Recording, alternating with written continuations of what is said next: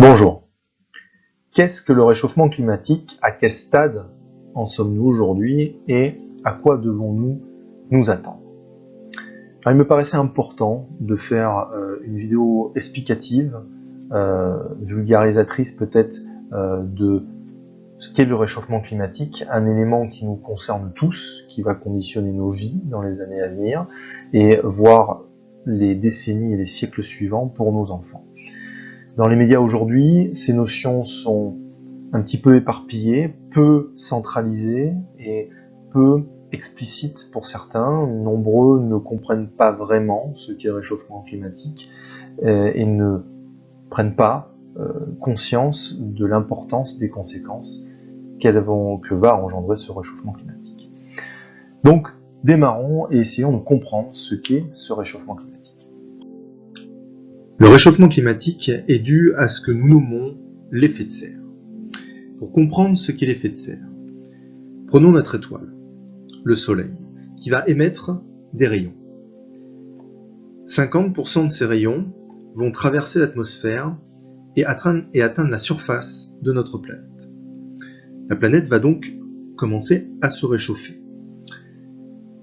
À son tour, la Terre va réémettre des rayons sous forme d'infrarouge, dont seulement 10% vont traverser à nouveau l'atmosphère et se perdre dans l'espace. Les 90% restants vont rebondir sur l'atmosphère et rester au sein même de la Terre. Ce phénomène est dû à la présence de certains gaz dans l'atmosphère qui empêchent les infrarouges de ressortir. Nous allons donc voir apparaître une sorte de film, de dôme transparent qui vont empêcher la chaleur de quitter la planète. C'est ce que nous allons nommer l'effet de serre. Pour bien comprendre l'importance de l'effet de serre, imaginons qu'il n'y ait pas ce fameux effet de serre. La planète aurait une température avoisinant les moins 18 degrés. La vie est apparue grâce à la présence de l'effet de serre, permettant une température moyenne sur la planète d'environ plus 15 degrés. La question que nous allons nous poser maintenant, c'est si le système est déséquilibré, si le système est forcé, si l'effet de serre vient à être augmenté par un quelconque phénomène. Que va-t-il se passer au niveau de la température? L'effet de serre naturel est dû à la contribution de plusieurs gaz présents dans l'atmosphère, à savoir l'eau, le dioxyde de carbone, l'ozone, le méthane et le protoxyde d'azote. Donc, depuis des millions d'années, un équilibre s'est formé au sein de l'atmosphère permettant des conditions à peu près stables. Apparaît au milieu du XIXe siècle les activités humaines et notamment des émissions supplémentaires de gaz à effet de serre. Le CO2 représente aujourd'hui 75% de nos émissions et le méthane, CH4, 17%. Ces deux gaz forment 90% des gaz que nous émettons par nos activités et ces gaz sont à base de carbone. C'est là où nous allons parler de neutralité carbone, de décarbonation et d'empreinte carbone lorsque nous allons souhaiter limiter ces émissions. Alors le carbone est présent majoritairement dans les océans. Il est également présent sous forme de combustible fossile dans les sous-sols de la Terre et sous forme de biomasse en surface de Terre. Il est enfin présent dans l'atmosphère, comme nous l'avons vu avec les gaz à effet de serre. Et des cycles apparaissent, à savoir le premier, cycle continental, où les gaz sont captés par la biomasse sous forme de photosynthèse et réémis sous forme de respiration et fermentation, décomposition. Vous voyez donc ici que le captage et la réémission est un cycle à peu près égal de 110 gigatonnes. Du côté des mers, de l'océan, vous voyez qu'il y a une captation et un rejet à peu près égal de 93 et 90 gigatonnes, 3 gigatonnes étant stockées sous forme minérale. Donc un équilibre total au niveau continental et au niveau océanique s'est mis en place jusqu'à l'apparition d'activités humaines avec l'émission supplémentaire due à la déforestation et à la combustion d'énergie fossile, avec un taux à peu près de 3 gigatonnes par an supplémentaires. Nous voyons sur ces courbes que le CO2, le méthane et le protoxyde d'azote n'ont cessé d'augmenter grandement depuis le 19e siècle. Si nous nous intéressons plus particulièrement à nos émissions de CO2, nous voyons qu'elles sont dues principalement à notre utilisation de combustibles fossiles et à notre fabrication de ciment. Plus intéressant à droite, nous voyons qu'en 220 ans, nous avons émis l'équivalent de 1000 gigatonnes de CO2. Il ne nous aura fallu que 40 ans supplémentaires pour réémettre cette même quantité.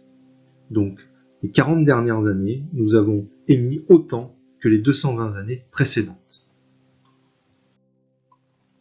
Alors, quelles sont les conséquences? Comme nous l'avons vu, si nous augmentons le taux de gaz à effet de serre, nous augmentons la température. Les modèles en bleu montrent tout simplement des forçages naturels, c'est-à-dire pas d'intervention humaine. Nous voyons que les courbes restent proches de zéro, pas de variation de température. Si nous regardons les courbes en rose, nous voyons que nous rajoutons un élément qui est le forçage anthropique, c'est-à-dire l'intervention humaine. Et là, nous voyons qu'à partir des années 70, la courbe de température commence à augmenter pour dépasser les 1 degré. À partir de ces constats sur nos émissions passées, il va s'agir maintenant de prévoir l'avenir et d'imaginer des scénarios sur nos émissions futures. Le GIEC, le groupe intergouvernemental sur l'évolution du climat, missionné par l'ONU, a sorti en 2014 son dernier rapport. Il nous dit que tous les scénarios qu'il imagine, qu'il a considérés, indiquent une augmentation de la température en surface au cours du XXIe siècle, et qu'il est très probable que les chaleurs augmenteront, les précipitations extrêmes deviendront plus intenses et plus fréquentes, et que les océans vont continuer de se réchauffer, de s'acidifier, et que leur niveau augmentera, quoi qu'il arrive. Quels sont donc les scénarios possibles? Pour répondre à cette question, le GIEC propose 4 groupes de scénarios principaux. Avant de les regarder, il est important de préciser que l'ensemble de ces valeurs sont comparées aux valeurs pré-industrielles, c'est-à-dire avant l'utilisation des énergies fossiles au milieu du 19e siècle. Pour avoir une idée, en 2015, il était estimé que cette valeur était de plus 1 degré par rapport à 1850. Nous allons donc maintenant estimer des valeurs d'ici 2100. Premier groupe de scénarios, RCP26 propose une stabilisation des températures à 1,5 degré, la courbe en bleu, d'ici 2100. Le deuxième scénario, le RCP45, nous annonce un niveau supérieur à 2 degrés d'ici 2100. Le RCP6 nous estime une valeur supérieure à 2,5 degrés d'ici 2100 et le RCP85 estime une valeur autour de 4 degrés d'ici 2100. Alors selon les scénarios, les conséquences ne vont pas être les mêmes. Prenons 2 exemples, celui de la cryosphère, l'étendue de la glace de mer, principalement dans l'hémisphère nord, et le niveau de la mer. Dans le meilleur des scénarios, le RCP26, nous prévoyons une fonte de la cryosphère de 50% d'ici 2050, avec une stabilisation ensuite jusqu'à 2100. Cela engendrera une élévation du niveau de la mer d'environ 40 cm. Dans le pire des scénarios, le RCP85, nous avons une fonte totale de la cryosphère d'ici à 2070, avec une élévation du niveau de la mer estimée jusqu'à 1 mètre d'ici 2100. Bien entendu, l'ensemble de ces phénomènes ne s'arrêteront pas à 2100 et continueront d'évoluer après. Il est également important de préciser que l'ensemble de ces phénomènes n'auront pas une répartition homogène. Nous le voyons sur ces illustrations que les températures ne seront pas les mêmes partout et que certaines zones, par exemple les pôles, ici, subiront des élévations de température allant parfois jusqu'au double de la moyenne annoncée. Maintenant que nous connaissons l'ensemble des conséquences de chacun de ces scénarios, il va s'agir de définir comment les atteindre. Pour cela, prenons l'exemple du scénario le plus favorable, à savoir le RCP de 6. Ce RCP de 6 envisage une stabilisation de la température, comme nous l'avons vu, à 1,5 degré d'ici 2100. Pour cela, le GIEC nous dit qu'il faut envisager de diminuer nos émissions de gaz à effet de serre de 30% d'ici 2030, 50% d'ici 2050 et quasiment 100% d'ici 2100. L'ensemble des scénarios qui suivent envisage une diminution progressive, plus longue, des émissions de gaz à effet de serre, voire, dans le pire cas, une augmentation permanente des émissions de gaz à effet de serre. Bien entendu, plus cette diminution de gaz à effet de serre sera longue, plus l'augmentation de l'effet de serre sera importante. Il est également important de préciser que, quel que soit le scénario, l'ensemble des changements et leurs répercussions s'installeront pour plusieurs siècles. Le phénomène sera donc irréversible et sera d'autant plus important que le réchauffement s'amplifiera. Alors pour illustrer ce phénomène, prenons la courbe en bleu, en bas, qui représente la disparition des particules de CO2. Et dans le temps, nous voyons que le CO2 va mettre une centaine d'années avant de commencer à disparaître progressivement. Et il disparaîtra totalement presque au bout de 1000 ans. Qu'est-ce que cela engendre? Cela engendre tout simplement que les températures vont diminuer petit à petit de centaines d'années en centaines d'années, jusqu'à revenir à une normale au bout de 1000 ans.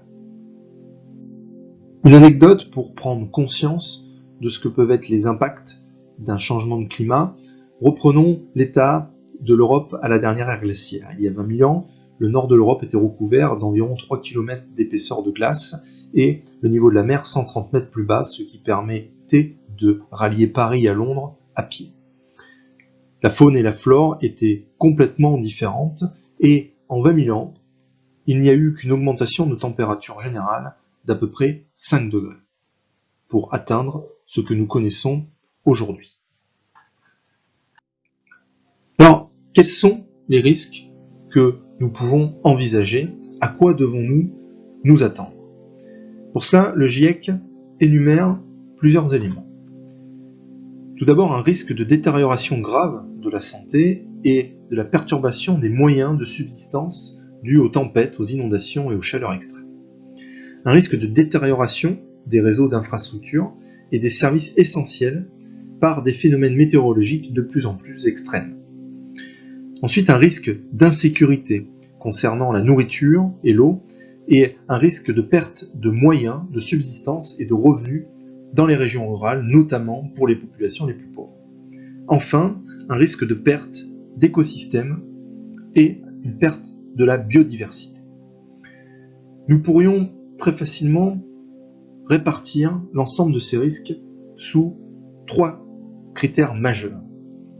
Un risque sanitaire lié aux épidémies, un risque de famine et, par conséquent, des risques sociaux, des risques de conflits. Alors nous avons constaté ce qui s'était passé, nous avons estimé des scénarios possibles et nous avons envisagé les risques associés. Quelles décisions sont prises aujourd'hui? Où en sommes-nous? Et quelle voie allons-nous prendre? Commençons par définir qu'en 2015, l'ensemble des pays de l'ONU se sont réunis à la COP21 et ont signé ce que nous nommons les accords de Paris.